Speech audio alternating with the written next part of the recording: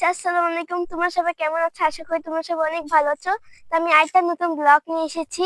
তো এই ব্লগে দেখাবো আমাদের পুষ্করিণীর পাশে যে লাউ গাছটা, সেটাকে অনেক বড় বড় লাউ ধরেছে, সেটা আজকে আমরা কাটবো। তো চলুন।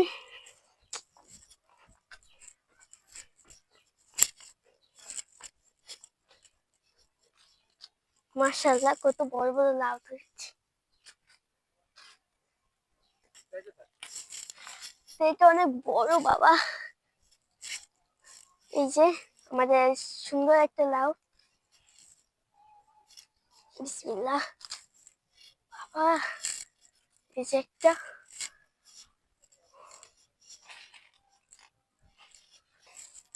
আরো অনেক লাউ হচ্ছে মাশাআল্লাহ দিলে। তো এখানে অনেকগুলো হচ্ছে, আর উপরে যে এতটুকু একটা ছোট আছে, যে ছোট একটা লাউ আছে এখানে।